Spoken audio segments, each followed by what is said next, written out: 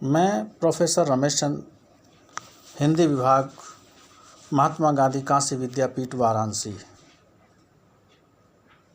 मैं आज एमए चतुर्थ सेमेस्टर के विद्यार्थियों के लिए संत काव्य प्रश्न पत्र के अंतर्गत संत रविदास को केंद्र में रख कर के उनके विचारों पर बात करूंगा। मेरे व्याख्यान का शीर्षक है निर्गुण दार्शनिक संत रविदास का मूल चिंतन। मेरा यह व्याख्यान मेरी प्रसिद्ध पुस्तक निर्गुण दार्शनिक संत रविदास और उनका युग सन 2016 में प्रकाशित कला प्रकाशन वाराणसी से प्रकाशित हुई थी, उस पर आधारित है। उसी से संदर्भ लिए गए हैं और उसी के आलोक में मेरा ये व्याख्यान है। लीजिए, निर्गुण दार्शनिक संत रविदास के मूल चिंतन को समझने का प्रयास करते हैं। हम विभिन्न बिंदुओं के माध्यम से ये समझने की कोशिश करेंगे कि उनके चिंतन की क्या क्या विशेषताएं हैं और वे समाज को किस प्रकार से अपने चिंतन से लाभान्वित करना चाहते हैं। तो लीजिए, प्रस्तुत है निर्गुण दार्शनिक संत रविदास का मूल चिंतन।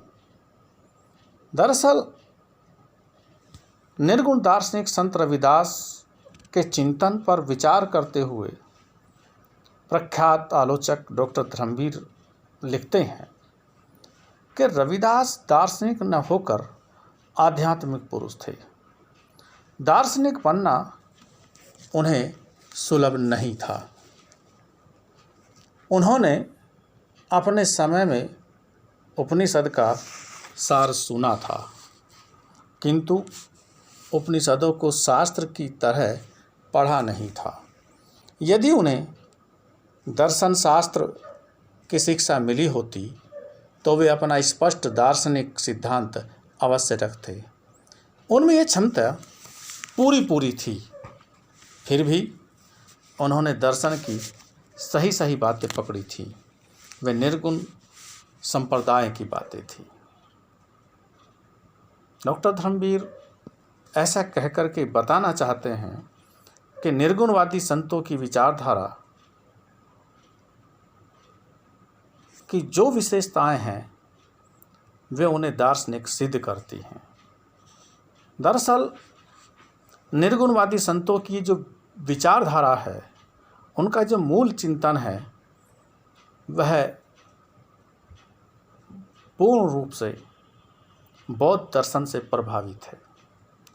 यह विचारधारा सिद्धों से होकर नाथों तक पहुंची थी और संतों ने नाथों से उसको ग्रहण किया था। इसी के साथ ही सभी संत जनता के ही कवि थे, जनता से ही निकले थे और अधिकतम रूप में सामान्य जनता में ही रमे तथा सामान्य जनता के कल्याण के लिए ही उन्होंने अपने विचार प्रकट किए थे। अतः संत रविदास के जीवन दर्शन व चिंतन के मुख्य विचार इस प्रकार हैं। पहला विचार है, उनके मूल चिंतन की पहली विशेषता है कि वर्ण व्यवस्था और जाति भेद का विरोध। दरअसल संत रविदास अन्य संतों की तरह ही जातीय विषमता के घोर विरोधी थे। वे समाज के लिए इसको बहुत खतरनाक मानते थे। उनका स्पष्ट मानना था कि सब एक ही ज्योति से पैदा हुए हैं, सब एक नूर से पैदा हुए हैं। कहते हैं कि रविदास एक ही नूर ते जिमि उपजयो संसार, और ऊंचे नीच के ही विद भये ब्राह्मण और चमार। कहाँ दोनों में अंतर हो गया? अरे सब एक हैं, सबकी एक ही जाति है भाई, कोई अलग अलग जाति नहीं है। रविदास जाति मत पूछई, का जात का पात, ब्राह्मण क्षत्रि वैश्य सूद, सभई की एक ही जात। तो सच तो ये है कि संत रविदास वर्ण या जाति का पूर्ण विरोध करके मानवीय गुणों के समर्थक थे। उनके चिंतन की दूसरी विशेषता है कर्मकांडों का विरोध। प्रख्यात चिंतक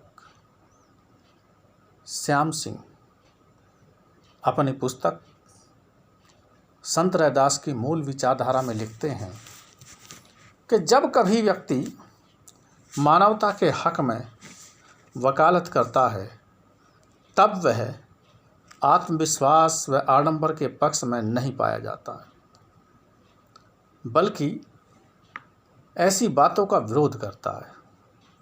इतिहास में गौतम बुद्ध प्रथम व्यक्ति हैं जिन्होंने मानवता के हक में वकालत की। जिन विश्वासों को मानव कल्याण के विरुद्ध पाया, उनका तथागत ने खुलकर विरोध किया। ठीक इसी स्थिति में हम संत रविदास को पाते हैं।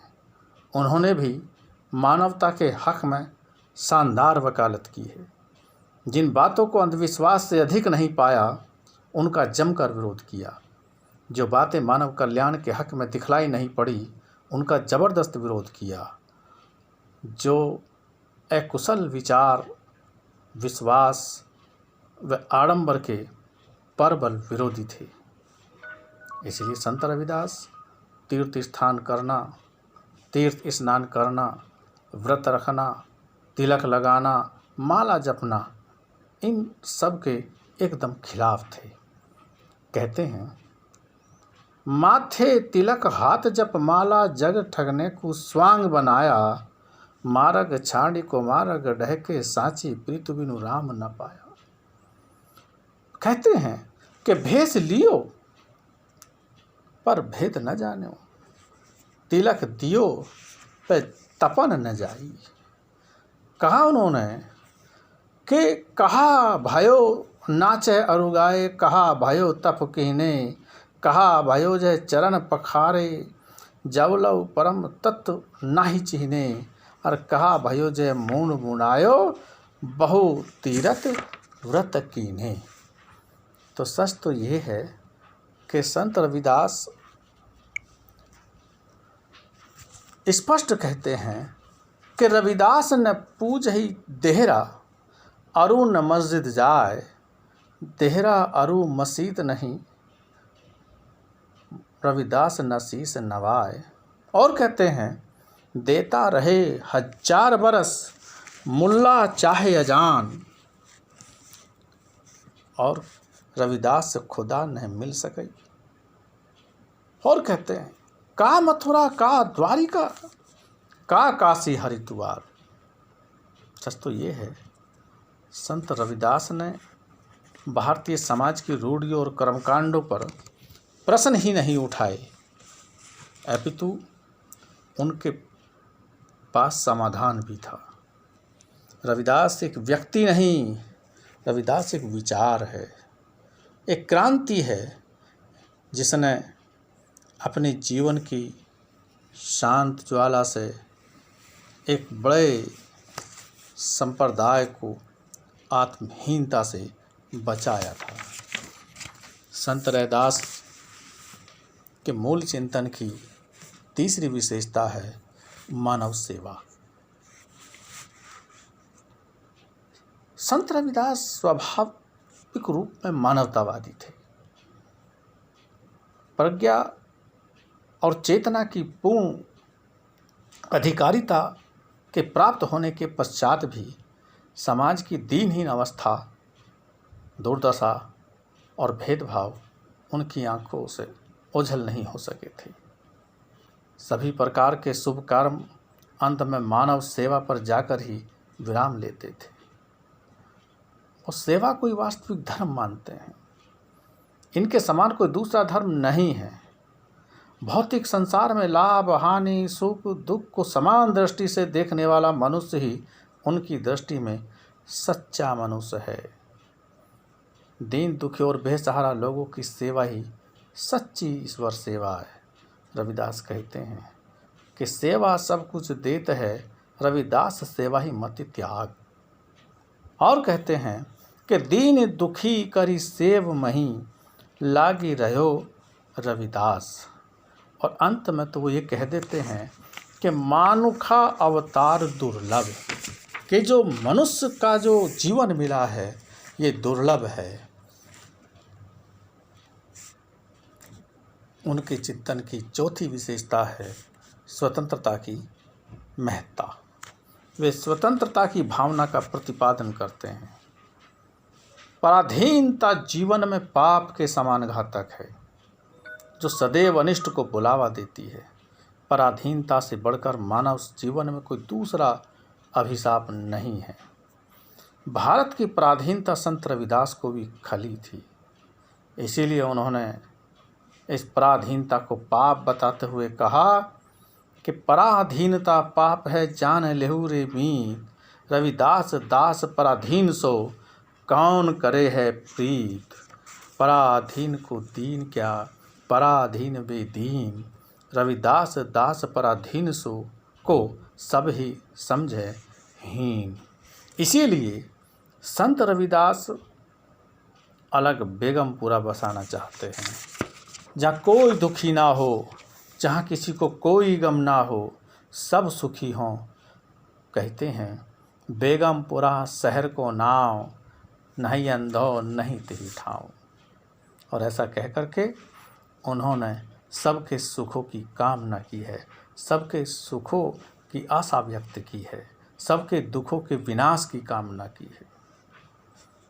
उनके दर्शन की पांचवी विशेषता है श्रम की प्रतिष्ठा।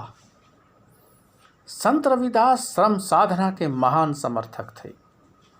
वे इन विचारों के थे कि जहाँ तक अपना बस चले, जब तक अपने में शक्ति सामर्थ्य हो, तब तक परिश्रम पूर्वक नेक कमाई करके अपना जीवन निर्वाह करना चाहिए।